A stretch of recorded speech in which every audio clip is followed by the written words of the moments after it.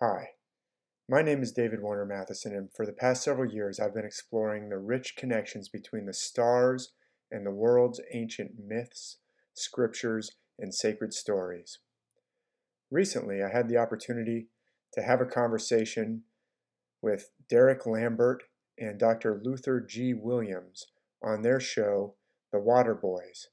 Unfortunately, the presentation that I prepared for that conversation um, was difficult to see, especially the edges of the presentation, due to the limitations of the way the screen was set up during the recording, so that not everything that I was trying to show was visible to the viewer on that. So I've decided to run through that presentation on a full screen view so that you can see what I was trying to show on the left and the right sides of what was visible during the interview. And I'm going to move fairly quickly. I recommend everybody go back and watch that interview for the conversation that we had. But if you want to see a little bit more of the slides or the visuals that I had prepared, then I will present them here, and hopefully that will be helpful. First, here are the 5 points this presentation intends to demonstrate. The world's ancient myths and scriptures are esoteric in nature, and they employ celestial metaphor to convey their esoteric meaning. The same system is found worldwide in virtually every culture on every inhabited continent and island around the globe, which means that they are all, in fact, closely related, and that this system is designed to convey profound truths for our benefit and blessing. It was created to impart an ancient wisdom, which we need today, and part of that wisdom involves the message that you and everyone you meet is much more than you know. And finally, that these sacred stories and myths are not about someone else. They're not about ancient kings and queens or princes or heroes or historical figures who lived long ago, but rather, to paraphrase the words of Alvin Boyd Kuhn, each myth cannot be apprehended in full force and applicability until every man and woman sees himself or herself to be the central figure in it.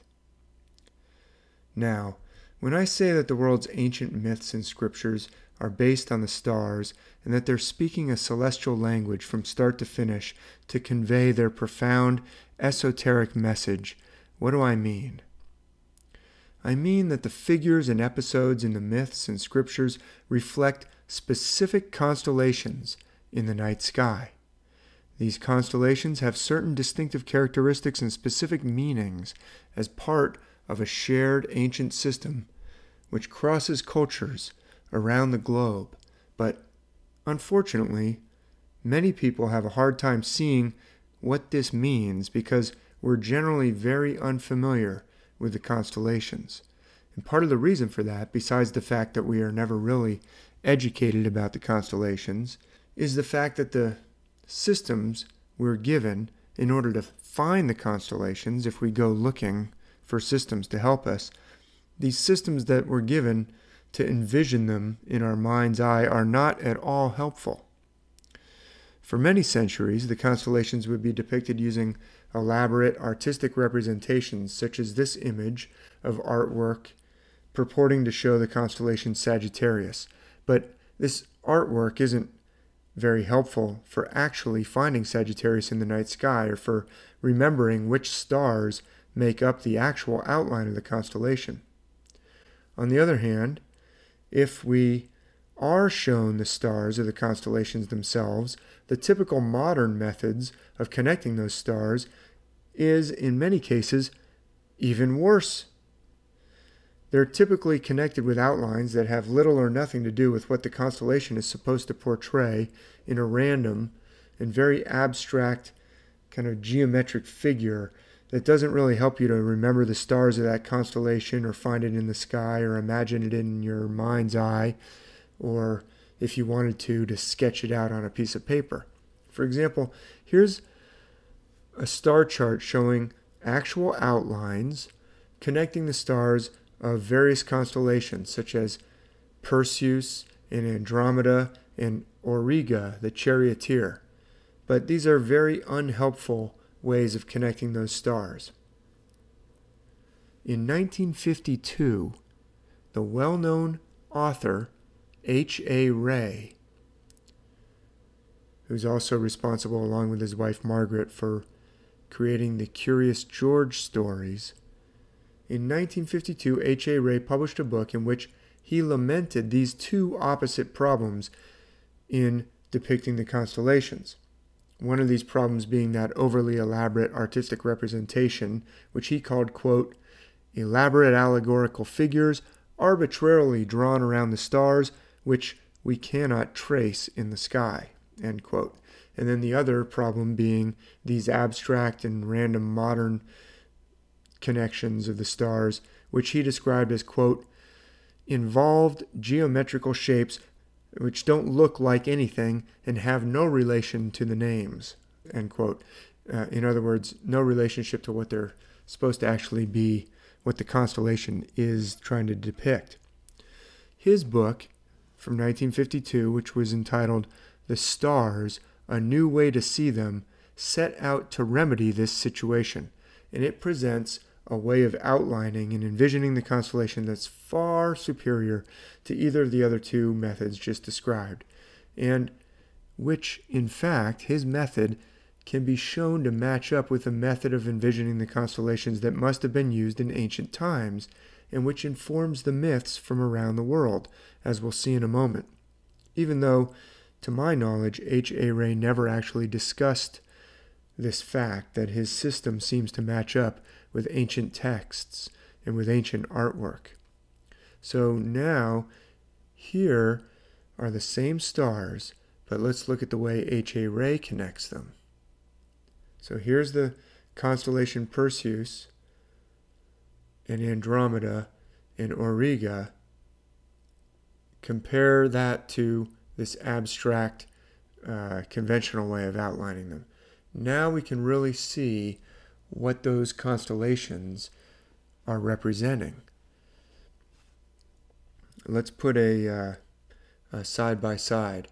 Here we have the same stars of Perseus on the left with the modern abstract conventional method, and then on the right we can see the H.A. Rey method. Note that the H.A. Rey method reveals many specific characteristics of the constellation. In his, it actually appears to be a human figure, unlike the conventional method. And we can see that this human figure wears a kind of peaked hat, has an outstretched arm on one side that may be holding a kind of a wand on the right as we face it there, and then another outflung arm on the other side with a distinctive upward curving or hooked appearance at the end. This figure appears to be wearing a kind of a short tunic, and the feet of the outline as we connect the stars shows that the feet are distinctly twisted. We wouldn't get any of these clues from that modern outline that we see on the left, even though the modern outline does show the same twisted feet. We can't really tell that they're feet because the outline on the left doesn't really reveal to us that it's representing a human-like figure at all. Now, the reason this is so important is that specific aspects of various constellations will show up in myth in distinctive ways, such as in the actual myth of the adventures of the hero Perseus from ancient Greece. That hero is based on this very same constellation Perseus in the night sky. When young Perseus goes on his quest to slay Medusa, he's assisted by the gods, specifically by the goddess Athena and the god Hermes, and he's given a special sword that will enable him to accomplish his mission of slaying Medusa. That sword that he's given is a specific type of sword. It's frequently depicted in ancient sculpture and ancient paintings, such as this one on this ancient Greek pottery. It's a hooked sword known as a harpe sword. And the reason Perseus carries a hooked sword in his quest to slay Medusa can be seen in the outline of the constellation itself. But as you can see from this comparison, you wouldn't be able to perceive that hooked sword at all in the constellation if you only knew about the modern abstract outline that we're usually given. If you didn't know about the outlining system published by H.A. Ray in 1952, you wouldn't connect this harpe sword with the constellation. Another aspect of this same constellation Perseus shows up in a very different story, which is found in the ancient scriptures of the Bible in the book of Numbers, involving a figure named Balaam, who's described in Numbers chapters 22 through 24. Balaam, in that story, in that text, rides on a donkey or an ass, and his way is obstructed by an angel. And Balaam is unable to see the angel at first, although the ass does see the angel and refuses to go forward. So Balaam starts to beat the ass, and the ass crushes Balaam's foot against a wall. You can read this in the biblical text. And that only causes Balaam to beat the poor animal even more severely, including pulling out a rod and starting to beat her. Finally, the ass is given the power of speech and asks Balaam why he's beating her. And Balaam is then finally enabled to see the angel. And the angel says that, first of all, he admonishes Balaam for beating the ass. Then he tells Balaam that if his animal had not stopped, the angel would have slain Balaam and left the donkey alive. This story can also be shown to be based on the very same stars, the very same region of the night sky, and the same constellations. Balaam, who has his foot crushed, is based on the same constellation, Perseus. We can even see the rod with which he beats his donkey. The donkey, or the ass, in the story corresponds to the constellation Taurus, which is located underneath Perseus in the night sky, and whose long horns, the horns of Taurus, can also be envisioned alternately as the long ears of an ass. Indeed, we know that Taurus is sometimes envisioned in other biblical texts as an ass, because in the story of Samson, when Samson puts out his hand to seize the jawbone of an ass in the book of Judges, the jawbone in question is the V-shaped region of the constellation Taurus, which is known as the Hyades. And that's visible here. You can see that here in this illustration as well. The angel in the story of Balaam and the ass is played by the constellation Andromeda, which is in front of Perseus in the night sky, and which also plays the role of an angel in other myths and scriptures as well. Again, we would be unable to see these correspondences and to perceive that the story of Balaam is based on celestial metaphor if we didn't know the constellations and how to see them. But once we become familiar or begin to become more familiar with their specific characteristics, such as the twisted foot appearance of the constellation Perseus, then we can start to recognize the constellations indicated in various ancient myths and scriptures. So let's examine another example, this time with the constellation Hercules in the night sky. So here we see the constellation Hercules and several surrounding constellations.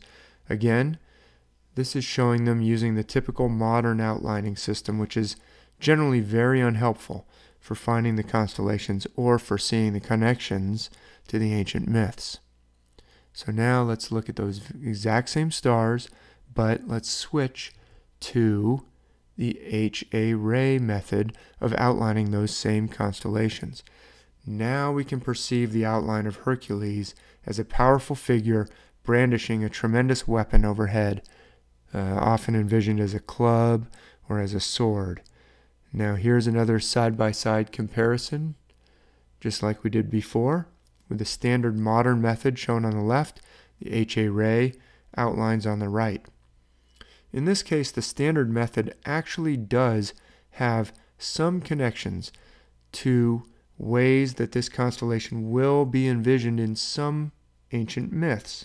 So it's not completely unhelpful.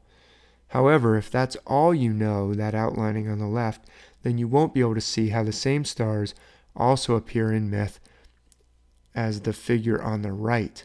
And if we look at the ancient artwork that we find from literally around the world, we will see that the ancients were very familiar with the way of envisioning the stars of the constellation Hercules shown on the right as this powerful, menacing figure with a large weapon. For example, let's look at a picture of a piece of ancient pottery depicting the hero Heracles. Heracles, of course, is known to the Latins as Hercules. So here's Heracles. That's the name of the same hero in ancient Greek. In Greece, he was known as Heracles. He's in battle in this depiction, battling the Amazons. Look at the outline of the hero in the posture of the hero in this artwork. He's holding one arm overhead. That arm is brandishing a weapon. He's reaching forward with the other arm. He has one foot thrust backwards. That heel of that rear foot is up off the ground. Does anything in this start to look familiar? Here's the outline of the constellation Hercules in the heavens. That's the way it's outlined by H.A. Ray. Now, can you see how the position of the legs, even the position of the feet, match those of the constellation? Or the feet and legs in the constellation and the artwork match. Obviously, the positioning of the arms. We've got the upper arm brandishing the weapon.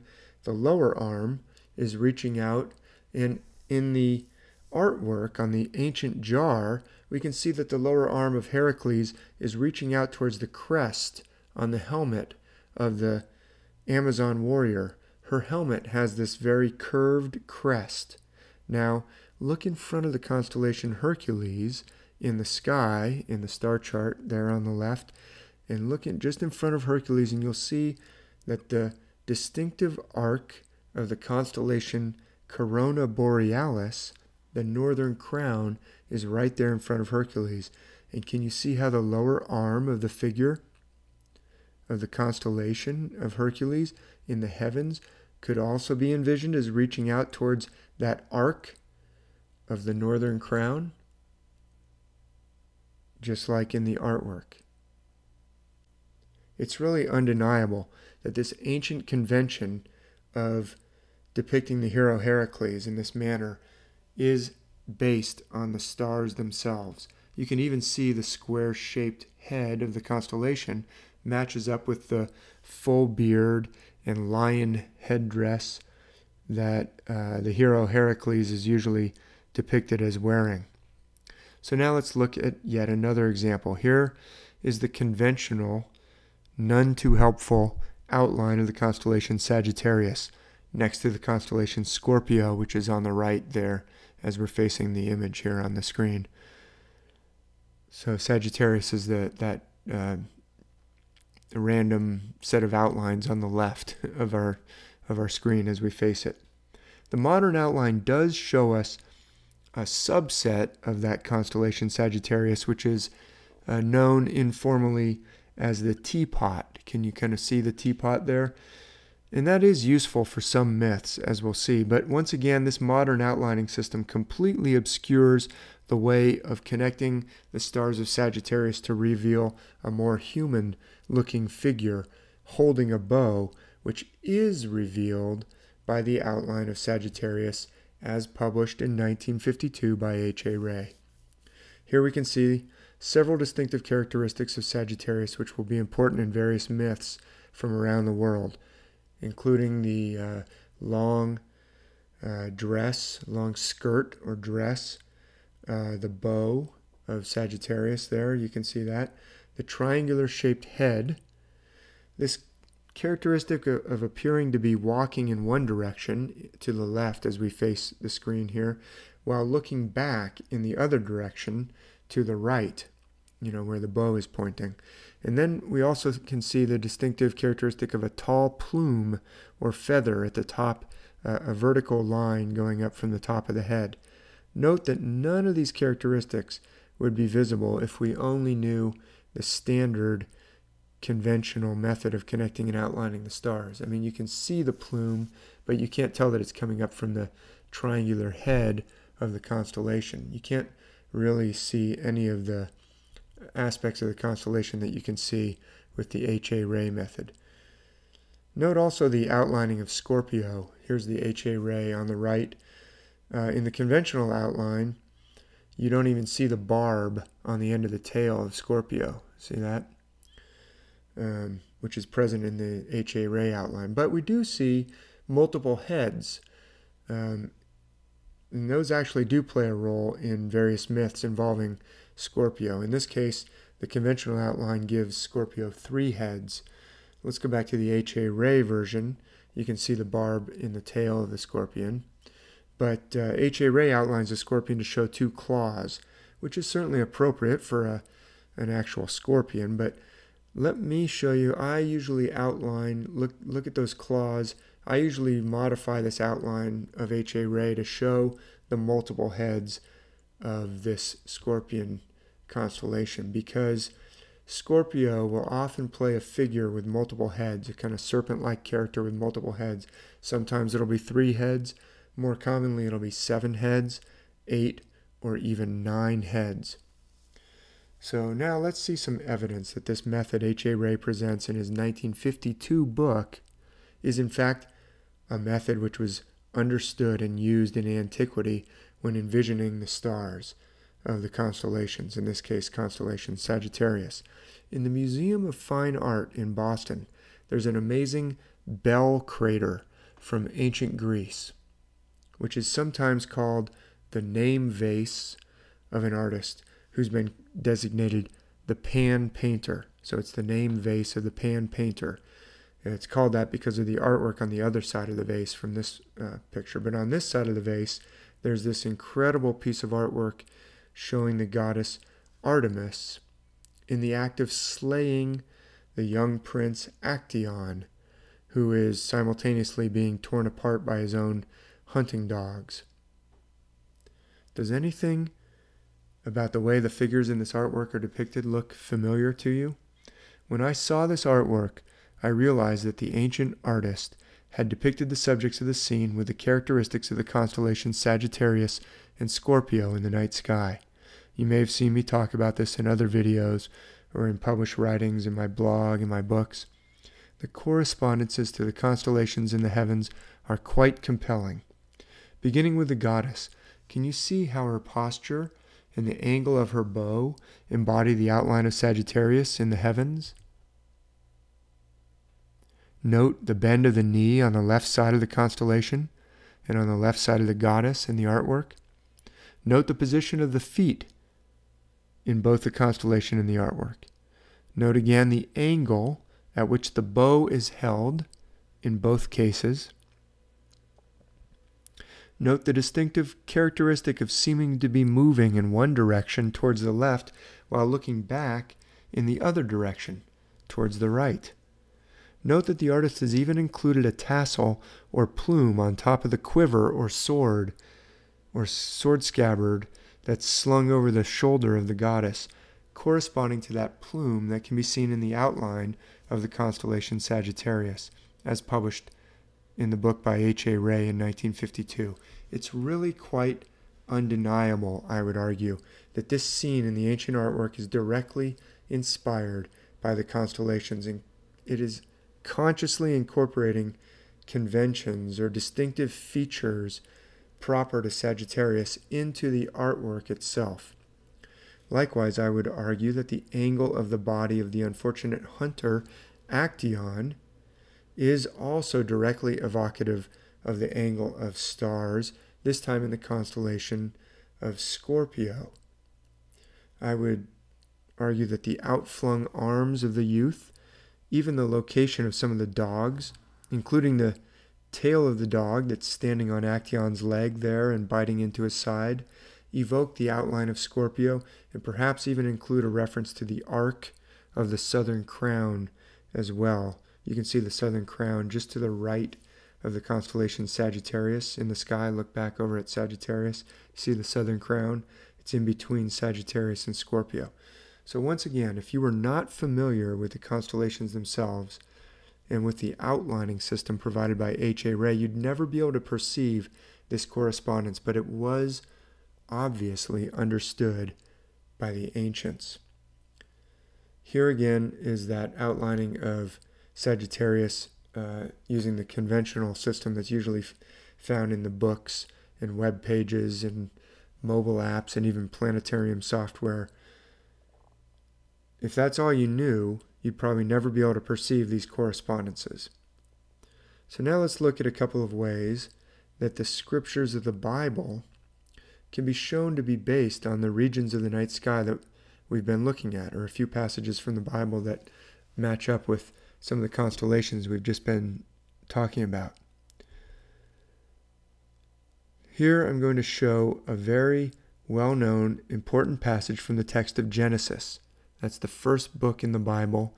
And here in Genesis 3:15, the Lord is addressing the serpent as he casts the serpent out of the Garden of Eden. And the serpent is told by the Lord, quote, "I will put enmity between thee and the woman, and between thy seed and her seed.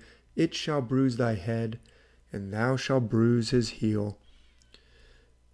And that's Genesis 3:15. It's a very important passage.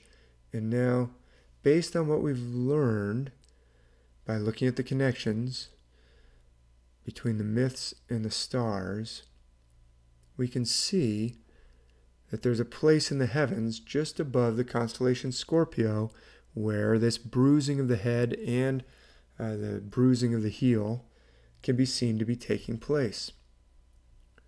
The constellation Ophiuchus, which is situated in the sky just above Scorpio, can be seen to be stepping on the head of the figure of Scorpio, while Scorpio can be envisioned as biting the heel of Ophiuchus. The reason that Ophiuchus is described as, quote, the seed of the woman in this text is that the constellation Virgo, which can be seen there to the right as we face it, the constellation Virgo is the heavenly figure of the woman in Genesis, as I've argued and demonstrated in other places. And she's lying on her back. You can see that Virgo appears in the sky to be on her back with her legs raised and apart, which means that she could be imagined to be giving birth. And indeed, this constellation is imagined as being in the act of giving birth in many different myths from around the world. And in fact, she could be imagined as giving birth to Ophiuchus, as you can see from the positioning of the constellations in this star chart, which means that Ophiuchus could be described as the seed of the woman, which has enmity with the serpent and which is standing on the head of Scorpio, even as Scorpio is, quote, bruising his heel. Now, in another passage of Scripture, this time from the last book in the canonical New Testament, the book of the Revelation of John, there's another text which can be seen to be related to very much the same region of the sky and the constellations we've been discussing. In Revelation chapter 9, we read a description of the sounding of the trumpet by the fifth angel, in which the text tells us a star falls from the sky and a key is used to open the bottomless pit, and, quote, there arose a smoke out of the pit, as the smoke of a great furnace, and there came out of the smoke locusts upon the earth, and unto them was given power, as the scorpions of the earth have power, end quote.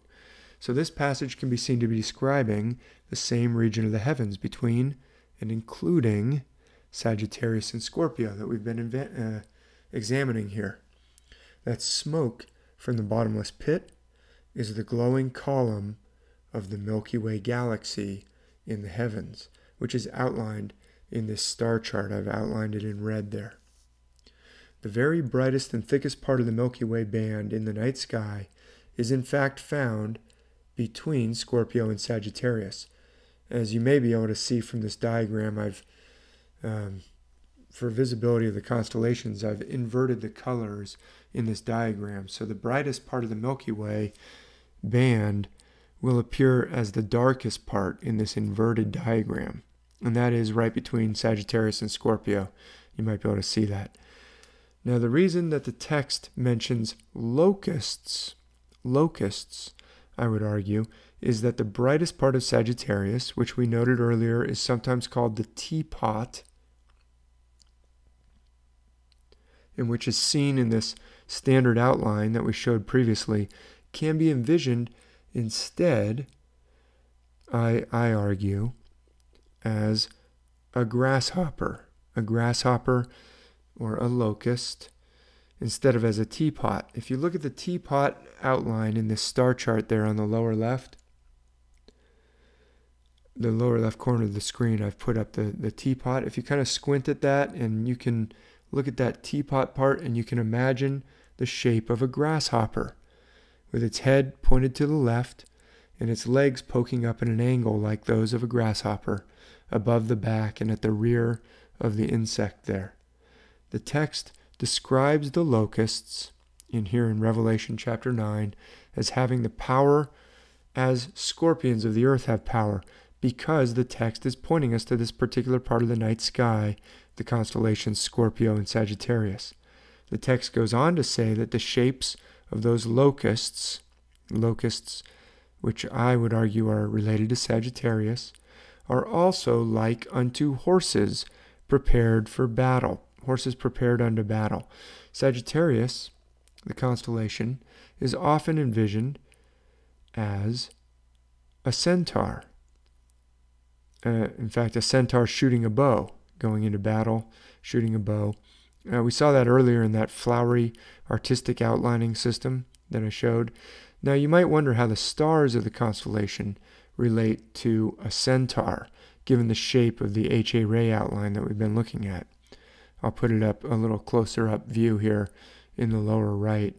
If you look very carefully, you'll see that there are some other stars around Sagittarius that enable us to envision the figure as a centaur instead of as a more human-like figure as we see here, with a horse's body and a human torso. That's what a centaur is.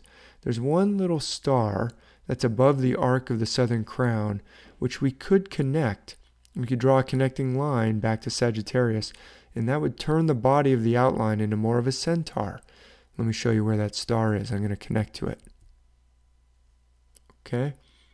Can you see that this line, if added, enables us to envision the part of the figure's outline that was envisioned as the long dress, now can become the horse body of a centaur with a human torso. Look closely again. You should be able to see that star. I'll undo the line. See that little star there? If we connect to that, that creates the front leg of the horse body, and now the upper torso is the human part of the centaur wielding the bow. Indeed, there's even some stars which can be envisioned as forming the tail of the horse body of the centaur back there. You see that? Can you now see the long body of the horse? And then it has a human torso holding a bow. See, I'll take the tail. See those stars up there, that the tail forms the tail of the horse? There's even, if you look really closely, you can see 3 other little stars which create a kind of tuft at the end of the tail. So this should explain, or help you understand, why Sagittarius has an association with the horses mentioned in many myths associated with Sagittarius. And in this scriptural passage here in Revelation 9, where the locusts are described as having the faces of men, but they're also horses with faces of men, and they even have crowns like gold. And of course, we can see that the southern crown is located immediately adjacent to Sagittarius in the heavens. So from this example, we can see that passages in the Bible from Genesis all the way to Revelation are based on the stars. And really hundreds of additional examples from the Bible could also be offered. So what is going on here? What does all this mean? I would say that it's undeniable, based on the amount of evidence, that the ancient myths and scriptures are based on a worldwide system of celestial metaphor. And this evidence is overwhelming. Now, what this evidence means is something that can be debated, but it's difficult to deny that it's going on. And in discussing this, I would agree with a quotation from an influential book called Hamlet's Mill.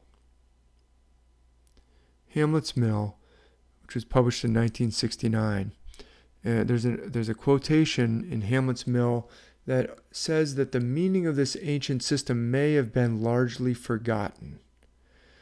So in this book, the authors, you can see their names there on the cover, Giorgio de Santillana and Herta von Deckend, they lay out evidence from around the world of some kind of ruined system, lying in fragments that are scattered across cultures from every continent, very ancient. So in this book, the authors, who were both university professors, definitely show evidence that the myths and scriptures are connected to the stars, to the cycles of the heavens, including the cycle of precession. But it's also pretty evident that they were not aware of the outlining system introduced by H.A. Rey in 1952. Remember, this book, Hamlet's Mill, was written in 1969. So therefore, because they show pretty clearly that they didn't use the H.A. Rey methods, just based on the diagrams and based on some of their connections that they suggest, that I think are, in some cases, incorrect. I don't think they were able to make all of the connections between the specific mythical figures and the constellations that they might have been able to see if they'd known of H.A. Rey's outlines. However, in spite of that fact, they do present a tremendous amount of evidence that something is going on a worldwide scale as part of a vast system. And in one famous and very evocative quotation found early in that book, the authors argue that this system must be extremely ancient. They write, quote, "The dust of centuries had settled upon the remains of this great worldwide archaic construction when the Greeks came upon the scene. Yet something of it survived in traditional rites, in myths and fairy tales no longer understood." End quote. So I would agree that this system is extremely ancient. It appears to predate the earliest civilizations known to conventional history, including those of ancient Egypt and ancient Mesopotamia, and that perhaps the full meaning of this whole system is forgotten. It belongs to a time that's so ancient that it was already forgotten by the times of the ancient Greeks, even though they maintained fragments of it.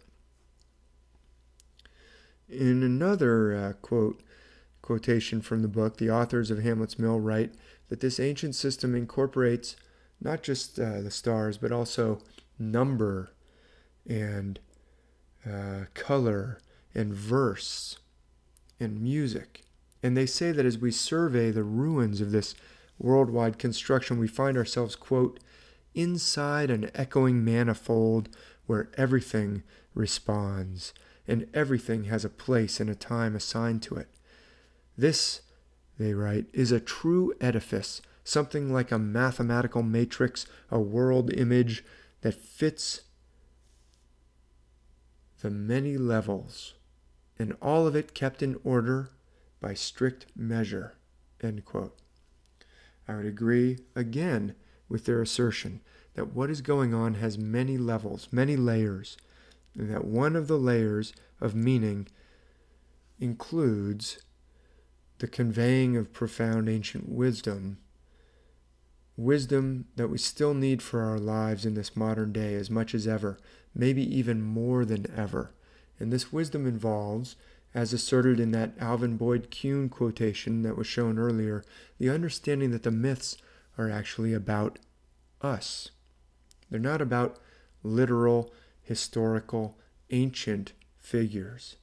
I believe that these myths use the stars and the figures to enable us to grasp truths relating to the infinite realm and to help us grasp the connection that we have to that infinite realm.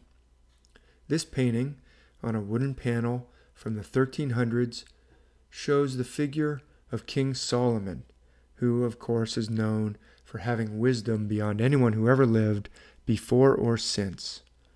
Now, how did Solomon get his famous wisdom? We're told in a passage found in 1 Kings chapter 3. There we read, beginning in verse 4, that King Solomon went to Gibeon, the great high place, and made burnt offerings upon that altar, and that at Gibeon the Lord appeared to Solomon in a dream by night, and he said to Solomon, "Ask what I shall give thee." And Solomon asks for wisdom.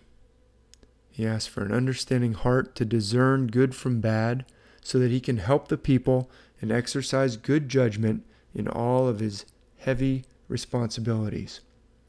And beginning in verse 10, we read that this speech pleased the Lord, that Solomon had asked this thing. And God said to Solomon, quote, "Because thou hast asked this thing, and hast not asked for thyself long life," or literally many days, "neither hast asked riches for thyself, nor hast asked the life of thine enemies, but hast asked for thyself understanding to discern judgment. Behold, I have done according to thy words. Lo, I have given thee a wise and understanding heart, so that there was none like thee before thee, neither after thee shall any arise like unto thee. And I have also given thee that which thou hast not asked, both riches and honor, so that there shall not be any among the kings like unto thee all thy days." End quote. I would interpret this very important passage, at least on one level, as showing us the purpose of the ancient wisdom in the myths, or one purpose. The myths point us towards the invisible realm, the source of all blessings, the divine realm, which is the source of Solomon's wisdom. And in this passage we learn that it can and in fact should be a source of wisdom for us to help accomplish what we're supposed to accomplish in our life. Also wisdom to enable us to help others. This goal is contrasted with the other things for which it's possible to turn to the infinite realm to ask for: riches, long life, harm to one's enemies. The Lord tells Solomon that he has asked for the right thing, and because of that, he'll be given wisdom, but he'll also be given the wealth and the honors that he didn't ask for. So thus we can see that things like wealth are not in themselves inherently bad, but they should not be the focus of our efforts. They're properly the byproduct, not the primary object. Power over one's enemies is not, it's excluded. It's not given in addition to the wisdom. And from this we can see that turning to the power of the invisible realm to gain power to harm others is not condoned in the ancient wisdom. Solomon asks for wisdom and understanding, and his request is granted. And then just 2 verses after that scene, the scriptures tell us the story which has come to be known as the judgment of Solomon, in which 2 women approach the king with 2 babies, one a living baby, one is dead. This episode is described in that same chapter of Scripture, 1 Kings chapter 3, beginning in verse 16, where we're told that there came 2 women that were harlots unto the king, and they stood before him and explained that both dwelt in one house, and each had a child. One had the child 3 days after the other. But according to the one who's telling the story, who had the child first, she had the child 3 days before the other. But according to her, the baby of the second mother died. The baby died during the night because she overlaid it. But according to the one telling the story, the mother switched the children at midnight. Now then the other woman speaks up and contradicts her and says, no, the living child was hers. The dead child belonged to the first mother, the one telling the story. So then the king says, one says, this is my son that lives, and the dead son belongs to the other, while the other says that her son is the one that lives, while the dead son belongs to the other. It's almost like he's musing to himself. He's talking to himself. He's trying to figure out what to do. And then the text says, the king commands, bring me a sword.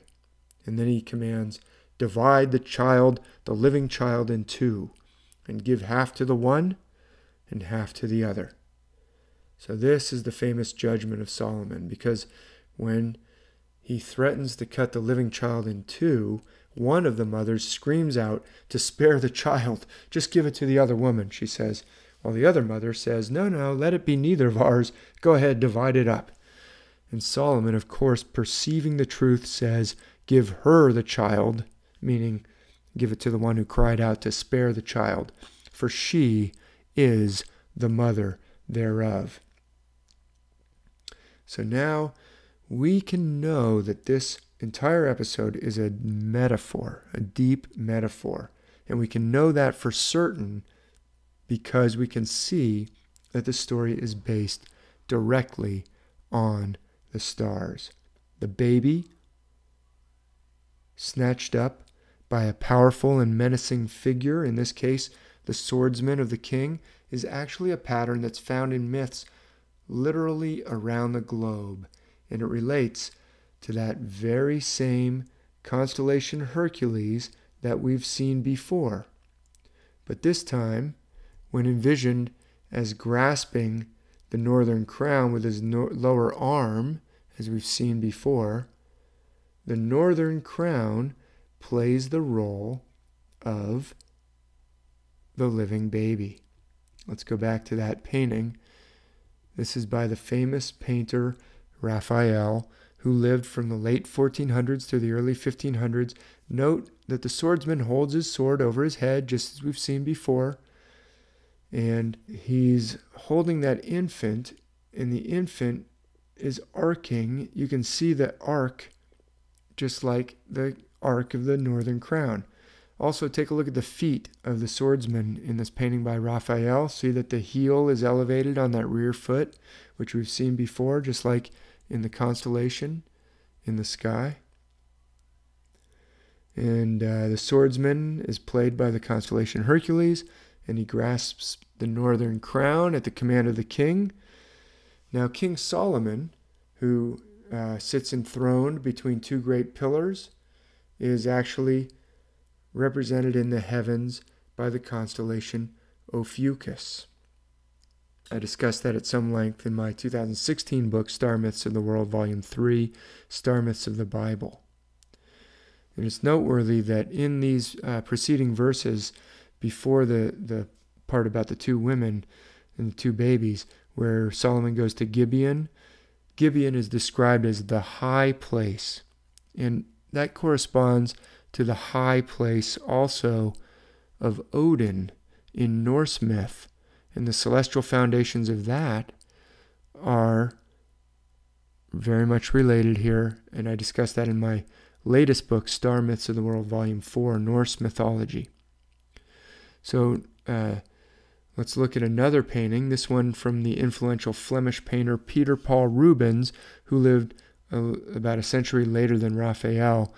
Peter Paul Rubens lived from 1577 to 1640, and that is painting the same, here's the one by Peter Paul Rubens, same biblical episode. And once again, we see the Hercules figure holding the baby with his lower arm while brandishing his sword over his back with his other arm in the exact same way that we see in Constellation Hercules. You can look at the heel, if you see it down there. The heel of the rear foot is up off the floor, and the living baby, which the Hercules figure is dangling there as he menaces it with his sword, is once again shown strongly arching, evoking the shape of the northern crown. Let me show you just one more version of the same scene, this time from the 19th century French painter Jacques-Joseph Tissot, who's also called James Tissot. The same patterns are in evidence here. Note that all these painters appear to envision the mothers as being represented by Virgo. You can go back and look at the other ones too. One mother has an outstretched arm, and then the other mother has two hands held out forward beside one another, which I believe is evocative of the zodiac constellation of Pisces, all the way on the other side of the zodiac from Virgo. But even though that's the convention, I think based on the fact that the scripture tells us that one mother gives birth 3 days after the other mother, I'm going to propose a different interpretation for the second mother there, not Pisces. Let's take a look at the stars in the heavens again. We've established by now the correspondence between the living baby and the constellation of the northern crown, which is being menaced by the swordsman who represents the constellation Hercules. But where's the dead baby? If the living baby corresponds to the northern crown, we should at least suspect that the dead baby corresponds to the southern crown, and I believe, for a variety of reasons, that this is the correct interpretation. Now, I'm going to bring in an image of the zodiac wheel that shows the annual cycle of the sun's apparent motion through the backdrop of stars that's caused by the Earth's yearly orbit around the sun.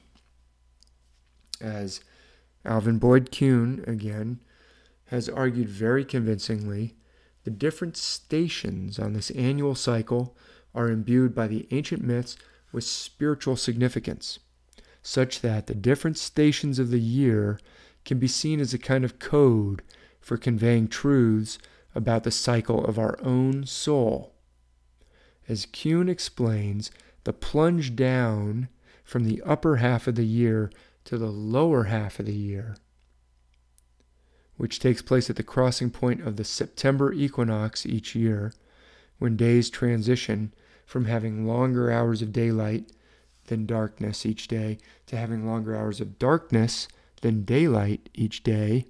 The lower half of this circle in this diagram was seen as being representative of the soul's plunge down from the upper realm of spirit into the lower realm of matter. In other words, the lower half of the year and the signs of the lower half of the zodiac were seen as representative of this incarnate life, when our souls are toiling through this lower realm of matter encased in a human body.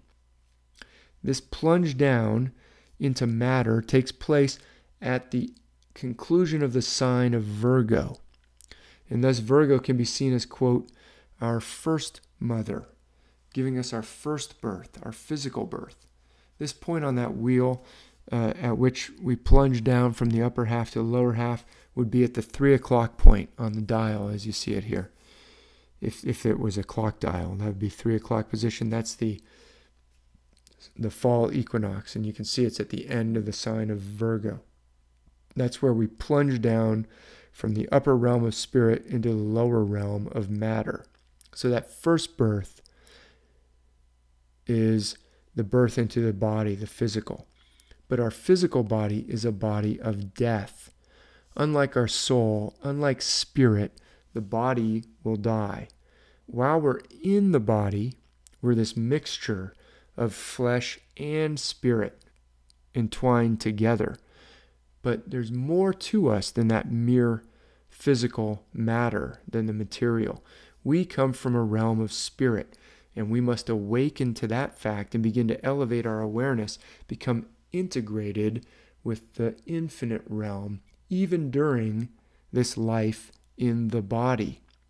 So the point on the wheel at which our downward plunge into matter makes the turn the turning point is seen at that lowest point on the wheel. That's the winter solstice. It's at the 6 o'clock position if this wheel were a clock face. The ancient myths and scriptures described this as the second birth, the spiritual birth. The second mother presiding over the spiritual birth. So there's mythical figures who have two mothers in many, many myths. You can see this in the Mahabharata of ancient India. There's two mothers. In Jesus often has two Marys with him. So there's a second birth, there's a second mother, and that second mother who's presiding over the spiritual birth is actually seen at that low turning point that comes 3 signs after Virgo. It's the third sign after Virgo. You can see if Virgo's there at the just before the 3 o'clock, the third sign after that is Sagittarius. That's the third sign after Virgo, positioned at that great turning point of the winter solstice, giving birth to that turning point. That's the point of the spiritual or second birth. And now you can go back to that story from 1 Kings chapter 3, and you can look in verse 18 and see that the second baby is born 3 days after the first baby. We're talking about the second birth. This is esoteric. So I would argue that Virgo is the first mother, Sagittarius is the second. So as we look at our stars here, you can see that the dead baby, that's the southern crown, it actually belongs to the first mother, but she has switched them. She's placed it next to the second mother, that is, next to Sagittarius. The living baby, represented by representing the second birth, it belongs to Sagittarius. It's been taken by Virgo, and it's now been hoisted up to the position of the northern crown beside Hercules there. This story is esoteric. It's describing our 2 births. The first birth being only the physical birth. It's doomed to die. But the second birth is spiritual. It represents the beginning of the elevation of our physical nature to integration with the divine and the spiritual nature. Both have to become integrated together. So in the story, you can also, there's many lessons from the story, but one of the things we see is the different behavior of the 2 mothers. One mother would kill the baby. Even when Solomon, is going to divide them, and the real mother says, "Stop! Don't give it to her." The other mother says, "No, go ahead, kill it." But the second mother, the second birth, she would save the baby, even if she herself doesn't get it, even if it goes down into the realm of the first mother. This behavior is a perfect illustration of principles of blessing versus cursing. Cursing meaning bringing down, debasing, belittling, reducing to the physical, ultimately even depriving of life itself. But blessing means to elevate the spirit, to see more than just the physical, to elevate that spiritual aspect in ourselves and in others. So just as this preceding story, just before the 2 mothers, we have the dream of Solomon. It has a choice. This story also is telling us something about our choice in this life, what we should be doing. Do we want to be blessing? Do we want to be cursing? It encourages us to realize that it's supposed to wake us up to that turning point. All these stories are encouraging us to realize that we and everyone else we'll ever meet are more than just a physical body. We're in fact connected to the spiritual realm, and we should be choosing blessing over cursing. And also we should be becoming attuned to and aware of our spiritual nature. It's actually, our spirit nature is actually seeking to connect with us as well. And I believe this story is also telling us to seek the wisdom that Solomon himself requested when he was given a choice of what to ask for from the Lord. This same choice of what to ask for from the divine is displayed in many other myths from around the world, such as the famous judgment of Paris in Greek myth, in which Paris could have chosen wisdom. That was one of his choices, but he didn't. He made a disastrous choice that brought on the Trojan War. And in fact, the Roman author, later actually from North Africa, a famous book by this ancient author named Apuleius called The Golden Ass. It's a 2nd century text known as The Golden Ass, describes this choice of Paris as one that was swayed by, quote, the lucre of lust and brought damnation upon mankind. So obviously it was seen as a very important and very fateful choice, and Paris chose the wrong thing. Another similar choice is described in the mythical story of King Midas in the myths of ancient Greece. He's also offered a choice similar to that offered to Solomon in his dream. In most cases, Midas is offered this choice by the god Dionysus, whose name literally means Zeus or Dios of Nysa or Nisos. You can even see the linguistic connections between Zeus and Dios, Dionysus, and the word for God in Latin languages, in Spanish, Dios. They're all connected linguistically as well. But anyway, in those stories of King Midas, Midas is given this choice usually by Dionysus. But unlike Solomon, Midas also chooses unwisely, like Paris. In this case, Midas he famously asks for more gold. Even though as a king he's already very rich, but Midas wants more. So in fact, he famously asks that everything he touches should turn to gold. That's a disastrous choice, because as he soon discovers, it will inevitably lead him to death. It will create death all around him. At first he's delighted as he starts turning various items around the palace into gold, but when he tries to take a sip of something to drink or a bite of something to eat and finds that those also turn to gold, he realizes that by granting this request, he's been given really a death sentence. And of course, when his own daughter rushes to greet him, King Midas is horrified when she too is turned to gold. Fortunately for Midas, in the ancient myth, the gods have mercy upon him, and they allow him to undo his request. Dionysus tells Midas to go bathe in the river Pactolus, or in some versions he's told to dunk his head in the river Pactolus. And I believe we can see the foundation of this story in the stars above as well. Midas in the story is the same constellation Perseus that we've encountered before. Perseus can actually be seen to be dunking his head or going for a swim in a river in the heavens, the band of the Milky Way, which can be envisioned as a river arching across the sky. And indeed, as we've also seen, the constellation Perseus can be seen to be reaching out towards a maiden, the form of a maiden in the heavens, the constellation Andromeda, which no doubt plays the role of the unfortunate daughter of Midas, who's turned to gold at his touch. Happily, she is restored by the gods after Midas repents of his bad judgment and washes in the river.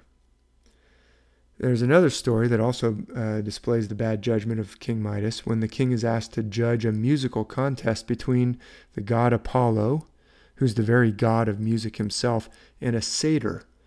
And Midas awards the victory to the satyr.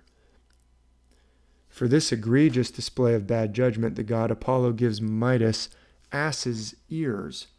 And you can see that in this depiction of the contest. You see Midas there with his donkey ears and his crown. He's pointing his wand, remember the wand, towards the satyr, who's holding a set of panpipes there. You can see that. He already has his ass's ears. And then the god Apollo You can see him, he's playing a viola in this painting instead of his customary harp. But in either case, I would argue that Apollo is associated with the constellation Sagittarius. I give some additional arguments for that connection in Star Myths of the World, Volume 2, The Myths of Ancient Greece. In this episode, I believe that Midas in the sky is associated with Perseus, just like before. He's pointing his wand towards Andromeda, in other words, awarding the victory to the satyr. The constellation Andromeda, strangely enough, can actually play the role of a satyr with that upstretched arm, which has some stars on it that are sometimes envisioned as the chains of Andromeda's arm. Those can actually be envisioned as the panpipes of the satyr. Now, the constellation Sagittarius, representative of the archer god Apollo, who is in fact the very source of all the musical gifts and musical talent given to mortals, is represented in the heavens by Sagittarius, the same constellation associated with the goddess Artemis, who's his twin sister. She's also an archer, as we've seen. So that's really bad judgment on the part of Midas, because obviously if Apollo is the source of all musical gifts, it's very bad judgment to say that, to invert the proper order and say that to award it the prize to a satyr instead. So in that ancient myth, Midas has inverted the natural order. He's disrespected the realm of the gods, the invisible realm, the infinite realm, which is actually the source of all the blessings. Here's another depiction of Midas awarding. He's displaying his bad judgment again here by awarding the prize to the satyr instead of to Apollo. Once again, we see the satyr holding those panpipes aloft over his head in this painting. So that corresponds to the way they're held in the stars, I would argue. And we see, of course, that Midas has the long ears of an ass in this painting. Now, in the ancient myth, Midas would sometimes try to hide his long ass's ears by wearing a specific type of hat. Midas himself was described as being the king of Phrygia, and the type of hat that he wore would have thus been a Phrygian hat, and he's in fact depicted as wearing a Phrygian hat in some artwork. It's a specific type of hat that in the ancient world was described as being peaked on the top with two long ear flaps. It's shown in different sculptures. Here's a example of a Phrygian hat. Now look back at the constellation. Can you see how the constellation could be envisioned as wearing a peaked hat with long ear flaps on either side? That's another further confirmation of our identification of Midas, king of Phrygia, with the constellation Perseus. And in the statue, those long flaps are actually kind of tied up around the back of the head. But you get the idea of the shape of this distinctive piece of headgear, which the ancients saw in the heavens as the hat worn by Perseus. It's also the liberty cap. It's the same kind of Phrygian cap that we call a liberty cap. Now, the point of discussing this story of Midas and his egregious displays of bad judgment in contrast to the judgment displayed by Solomon is to argue that the myths are not actually about historical terrestrial figures named Midas or Solomon who lived a long time ago and don't really have much to do with us. When we see that they're celestial figures, not historical figures, then we understand what Alvin Boyd Kuhn would tell us, that we can't fully comprehend their stories until we realize that they are stories actually about us, not about some literal king who lived a long time ago. We each face the same choices that Solomon and Midas faced. And I would argue that we each probably act like Midas and like Solomon at various times.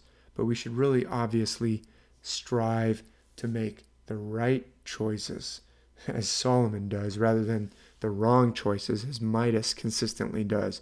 We can go to that infinite realm and ask for the wisdom to discern right from wrong, to do the things that we need to do and accomplish in this life. We have access to the same infinite realm to which Solomon was connected in his stories. Solomon's wisdom was not inherent to him. It came from the divine realm, and he used it to help others. And I would argue that part of that wisdom involves being able to know right from wrong, even in very difficult situations. Part of it involves recognizing the true source of all the gifts and blessings, which Midas obviously failed to do in his own examples of bad judgment. And part of it involves understanding who we are, realizing that we and all those around us are much more than meets the eye, much more than others may think we are. Others, and in fact, we're much more than even we ourselves usually think we are. We have an inner connection to the infinite, which means we have access to all the resources we could need in this life. Indeed, we have access to the source of all blessings, the source of all gifts that are given to men and women. In fact, the source of all life itself. Without it, there is no life, as Midas learned. He asked for the wrong thing. We begin to understand that these ancient myths are celestial and esoteric in nature. They're not pointing to things that are outside of us. They're teaching us about something we already have access to. We don't need, like Midas, to ask for more gold or any other resources outside of us. We have access to everything we need to know in our connection to the infinite. That knowledge, that those resources, they don't come from within us, but we have the connection within us to the divine realm, the divine source. And that power from the infinite realm works its way out through men and women, just as we see illustrated in that story of Solomon. So the more we understand the language that they're speaking, the more we're able to turn to the myths and scriptures and sacred stories given to humanity in remote antiquity at a time even before the rise of the earliest civilizations known to conventional history. And when we turn to that ancient wisdom that points us towards the infinite realm that's seen in the heavens, but it's pointing to another infinite realm that we can't see, we can find the answers that we need. And I hope that this information will be a blessing to you.